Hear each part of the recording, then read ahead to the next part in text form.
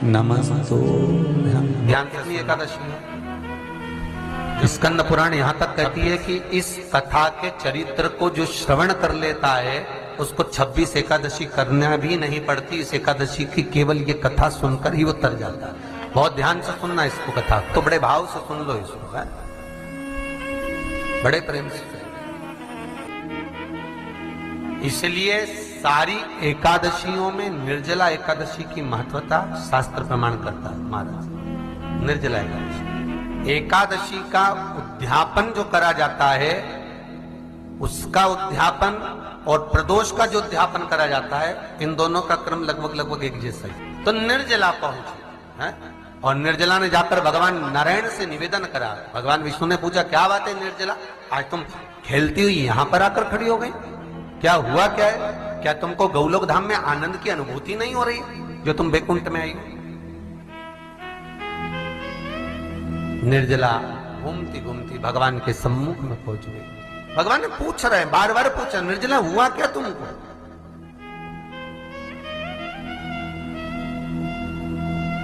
ए निर्जला, ए एकादशी, हुआ क्या है तुम? क्या कारण है तुम्हारे यहां आने का, बैकुंठ पहुंचने का? बहुत ध्यान देना महाराज।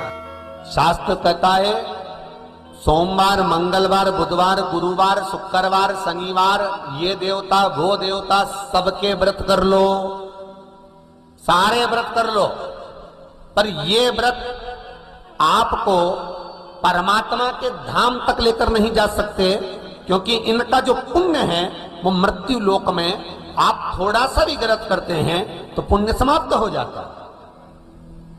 पर हिंदू धर्म के 3 व्रत ऐसे बता दिए जिन व्रतों का पुण्य समाप्त नहीं हुआ।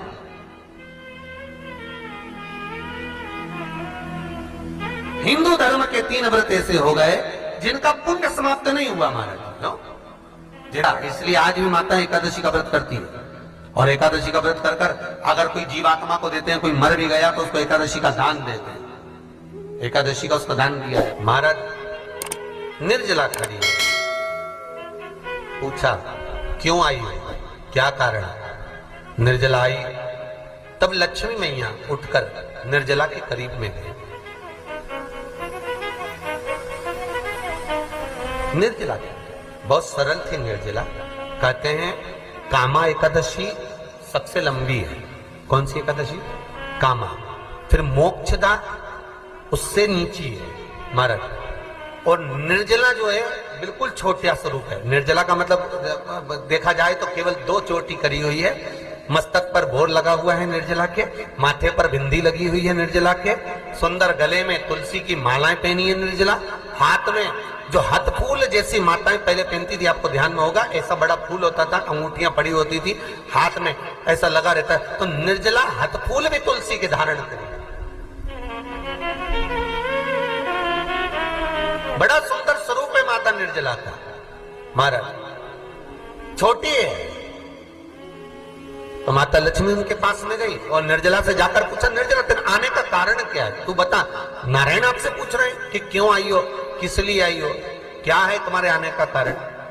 निर्जला ने कहा, मेरी विनती केवल इतनी सी है मां कि मैं ये चाहती हूं कि मैं जीव के प्राण छूटने के बाद उसके प्राणों को जिस समय मैं लेकर जीवात्मा के प्राणों को परमात्मा तक भेजूं, बैकुंठ तक भेजूं, गौलोक धाम तक भेजूं, उस बीच में मुझे ले जाते समय कई नरक भी बीच में पड़ेंगे, कई स्थान ऐसे बैतरणी आदि के स्थान बीच में आएंगे, तो वो स्थान में मुझे रोका ना जाए, मैं सीधे भगवान के धाम पहुंच जाऊं। ऐसी कृपा, ऐसी दया। जितनी भी माताएं एकादशी का व्रत करती, बहुत ध्यान से सुनना आज की कथा को। शायद जिंदगी में मिली ना मिली, पर यह कथा का रिश्ता तो बहुत ध्यान से सुनना। स्कंद पुराण यहां तक कहती है कि इस कथा के चरित्र को जो श्रवण कर लेता है उसको 26 एकादशी करना भी नहीं पड़ती। इस एकादशी की केवल ये कथा सुनकर ही वो तर जाता है। बहुत ध्यान से सुनना इसको, कथा को। सबसे पहला नियम, एकादशी व्रत का सबसे पहला नियम है कि आप जिस दिन व्रत करो उसके एक दिन पहले भक्ति का संचार इस हृदय में करो। भक्ति का संचार इस हृदय में कर लीजिए। जिस दिन आप व्रत करो, जैसे एकादशी का व्रत कर रहे हो तो दशमी के दिन शाम का समय जब आवे, रात्रि जब होने लगे, शाम का समय आवे और रात्रि का आप जब भोजन ग्रहण करो तो उस भोजन में कोई ऐसा पदार्थ ग्रहण मत करिए जिस पदार्थ के कारण आपकी एकादशी बिगड़ जाए। कोई बेकार भोजन में ग्रहण नहीं करना, श्रेष्ठ भोजन ग्रहण करिए दशमी। और एकादशी का दूसरा नियम बहुत ध्यान से सुनिएगा। जिस दिन आपकी एकादशी का व्रत हो उस दिन प्रयास करिएगा कि अपने हाथ से किसी भी वृक्ष की कोई पत्ती टूटे ना। अपने हाथ से किसी भी वृक्ष की, पौधे की, किसी भी वृक्ष की पत्ती अपने हाथ से ना टूटे। बहुत ध्यान दीजिएगा महाराज। एकादशी का ये दूसरा नियम है कि अपने हाथ से किसी पौधे की, किसी वृक्ष की, किसी डाली की कोई पत्ती टूटे ना, कोई पत्ती ना टूटे, इसका प्रयास करिए।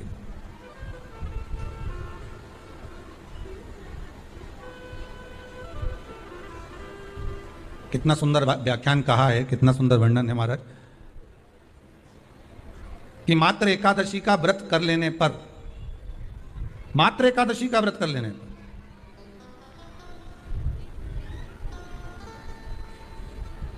जो पूर्व में किया गया हमारा पाप कर्म है, हमने किसी जीव की हत्या करी है, हमने किसी को कष्ट प्रदान करा है, हमने किसी को अपशब्द कहा है, हमने किसी को ताने दिए, हमने किसी को आड़ा टेढ़ा कहा है, हमने किसी को गालियां दे दी है, मात्र एकादशी का व्रत ही कर लेने पर ये सारे जो दोष हैं वो समाप्त हो जाते हैं। सारे दोष हमारे समाप्ति पर आ जाते हैं।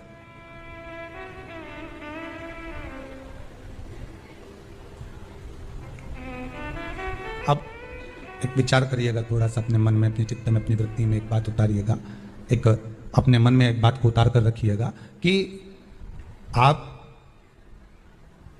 अपने पाप को, अपने पाप कर्म को जिस दिन छिन्न करने वाले हो, समाप्त करने वाले हो, अपने पाप को आप जिस दिन समाप्ति पर लेकर जा रहे हो तो उसके एक दिन पहले आपको प्रसन्नता होना चाहिए कि नहीं होना चाहिए कि कल मेरा पाप कटने वाला है, कल मेरा पाप समाप्त होने वाला है। जो मैंने पाप कर्म करा है वो समाप्त होगा, जो मैंने पाप कर्म करा है वो कल समाप्त हो जाएगा। तो एक दिन पहले आपके चेहरे पर प्रसन्नता हो कि ना हो?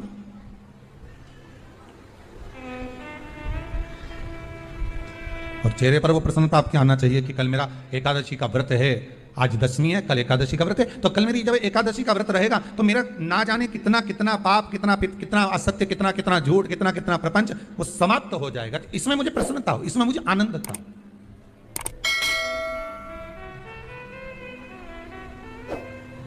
तो क्या कहा गया कि प्रयास करिएगा कि एकादशी के दिन कोई वृक्ष की, कोई डाली की, कोई कोपल की कोई पत्ती ना तोड़ी जाए। क्यों? तो कहा अगर उस पत्ती को हम तोड़ देते हैं, वृक्ष की पत्ती को या क्यारे में लगी हुई कोई डाली की पत्ती को हम तोड़ देते हैं तो एकादशी का पुण्य फल प्राप्त नहीं होता, एकादशी का कोई फल हमारे खाते में नहीं जाता, पुण्य फल प्राप्त। अब फिर भले तुम चाहे तुमने मोरधन खाया हो, चाहे तुमने फिर चिप्स खाई हो, चाहे तुमने फिर व्रत का कितना ही सामान खा गए और तुमने सोचा कि आज मेरी एकादशी है, तो फिर उसका कोई फल प्राप्त नहीं, उसका कोई सुख प्राप्त नहीं। एकादशी कौन है? कहां से प्रगटी है? माया? नहीं, एकादशी है कौन? क्यों इसकी इतनी प्रधानता है? क्यों इसकी पुण्यता है? ऐसा क्या है एकादशी में जो इसकी पुण्यता मानी जाए? कौन है ये? जो भगवान नारायण तक एकादशी का व्रत करते हैं। सुभद्रा जी को भगवान जगन्नाथ ने, जगदीश ने एकादशी का व्रत कराया था। बद्रीनारायण भगवान को माता लक्ष्मी ने एकादशी का व्रत कराया था। क्यों? चंद्रायण एकादशी व्रत की माता। एकादशी है कौन? तो कहा जिसको व्रत करने पर भगवान नारायण भी जिसका व्रत करते हो, भगवान माता लक्ष्मी जिसका व्रत करती हो, वो एकादशी है कौन? तो शास्त्र वर्णन करता है महाराज, स्कंद पुराण का सुंदर चातुर्मास्य खंड के अंतर्गत वर्णन आया है महाराज। एक बार भगवान विष्णु आनंद में विराजमान थे, पद्मावती और माता लक्ष्मी दोनों उनके पास में विराजी हुई थी, दोनों बैठी। भगवान लक्ष्मी और पद्मावती दोनों बैठी है, एक सिर के पास, एक चरण के पास। कुछ समय बाद वहीं पर ब्रह्मदेव का आगमन हुआ और ब्रह्मा जी आगमन पाकर भगवान नारायण पद्मावती से लगकर उठे और उठकर लक्ष्मी की ओर झुके। झुकने पर इन तीनों के समागम से भगवान नारायण के हृदय चित्त से एक कन्या प्रकट हो गई। उस कन्या का नाम एका था। क्या नाम था? एका। अब 10 उसके गुण इतने प्रबल थे, वो 10 गुण उसके बड़े प्रबल थे कि वो एका जिसको निहारती थी उसको संपदावान बना देती थी,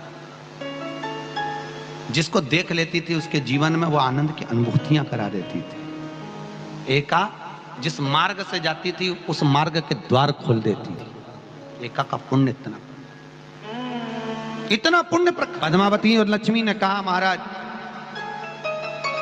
ये बेटी आपके द्वारा निर्मित हुई है, इसका कन्यादान करना चाहिए। हमारे यहाँ हिंदू धर्म में रीति है, जिस दिन कन्यादान करा जाता है उस दिन व्रत रखा जाता है।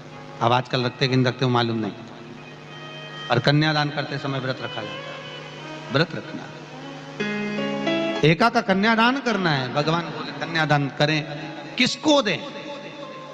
एका किसको दी जाए? एका प्रदान किसको करी जाए? पुण्यता किसको दी जाए?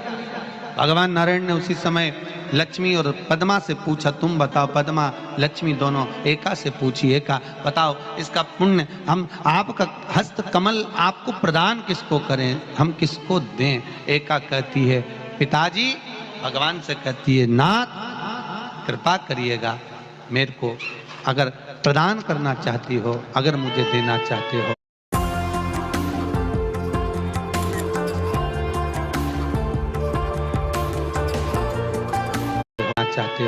तो एक काम करो। यदि आप देना चाहते हो तो भगवान एक काम, माता ने कहा कि पिताजी अगर कुछ देना चाहते हो तो ऐसी कृपा करो, संसार के मनुष्य अगर मृत्यु लोक में आकर के अंदर 2 एकादशी का भी पुण्य भाग अगर ग्रहण करते हैं तो ये एका उनकी होती है और वैकुंठ का राह खोल देती है। इनके जाने से पहले अगर मैं प्रवेश करती हुई जाऊंगी और इनके मार्ग को सुलभ बनाती हुई जाऊंगी। वो एका 10 गुण के कारण एकादशी। सबसे पहला नियम एकादशी व्रत का सबसे पहला नियम है कि आप जिस दिन व्रत करो उसके एक दिन पहले भक्ति का संचार इस हृदय में कर लो। भक्ति का संचार इस हृदय में कर लीजिए। जिस दिन आप व्रत करो, जैसे एकादशी का व्रत कर रहे हो तो दशमी के दिन शाम का समय जब आवे, रात्रि जब होने लगे, शाम का समय आवे और रात्रि का आप जब भोजन ग्रहण करो तो उस भोजन में कोई ऐसा पदार्थ ग्रहण मत करिए जिस पदार्थ के कारण आपकी एकादशी बिगड़ जाए। कोई बेकार भोजन में ग्रहण नहीं करना, श्रेष्ठ भोजन ग्रहण करिए दशमी। और एकादशी का दूसरा नियम बहुत ध्यान से सुनिएगा। जिस दिन आपकी एकादशी का व्रत हो उस दिन प्रयास करिएगा कि अपने हाथ से किसी भी वृक्ष की कोई पत्ती टूटे ना। अपने हाथ से किसी भी वृक्ष की, पौधे की, किसी भी वृक्ष की पत्ती अपने हाथ से ना टूटे। बहुत ध्यान दीजिएगा महाराज। एकादशी का ये दूसरा नियम है कि अपने हाथ से किसी पौधे की, किसी वृक्ष की, किसी डाली की कोई, कितना सुंदर व्याख्यान कहा है, कितना सुंदर वर्णन है महाराज। मात्र एकादशी का व्रत कर लेने, जो पूर्व में किया गया हमारा पाप कर्म है, हमने किसी जीव की हत्या करी है, हमने किसी को कष्ट प्रदान करा है, हमने किसी को अपशब्द कहा है, हमने किसी को ताने दिए, हमने किसी को आड़ा टेढ़ा कहा है, हमने किसी को गालियां दे दी है, मात्र एकादशी का व्रत ही कर लेने पर ये सारे जो दोष हैं वो समाप्त हो जाते हैं, सारे दोष हमारे समाप्ति पर आ जाते हैं। अब एक विचार करिएगा थोड़ा सा अपने मन में, अपने चित्त में, अपनी वृत्ति में एक बात उतारिएगा, एक अपने मन में एक बात को उतार कर रखिएगा कि आप अपने पाप को, अपने पाप कर्म को जिस दिन छिन्न करने वाले हो, समाप्त करने वाले हो, अपने पाप को आप जिस दिन समाप्ति पर लेकर जा रहे हो, तो उसके एक दिन पहले आपको प्रसन्नता होना चाहिए कि नहीं होना चाहिए कि कल मेरा पाप कटने वाला है, कल मेरा पाप समाप्त होने वाला है। जो मैंने पाप कर्म करा है वो समाप्त होगा, जो मैंने पाप कर्म करा है वो कल समाप्त हो जाएगा। तो एक दिन पहले आपके चेहरे पर प्रसन्नता हो कि ना हो, और चेहरे पर वो प्रसन्नता आपके आना चाहिए कि कल मेरा एकादशी का व्रत है। सब बोलिए एक बार जमकर, श्री शिवाय नमस्तुभ्यम। प्रैक्टिकल जरूर करना, कहीं सियोर वाला महाराज झूठ तो नहीं बोल रहा। शास्त्रों की बातें हमारे जीवन में हमें सुख प्रदान करे, इसलिए इस भाव का आनंद करते हुए आज की कथा को विराम देते हैं। श्री शिवाय नमस्तुभ्यम हा व्हिडिओ जर आवडला असेल तर चॅनलला सबस्क्राईब, लाईक, कमेंट नक्की करा। कमेंट बॉक्समध्ये ओम नमः शिवाय किंवा श्री शिवाय नमस्तुभ्यम नक्कीच कमेंट करा। धन्यवाद।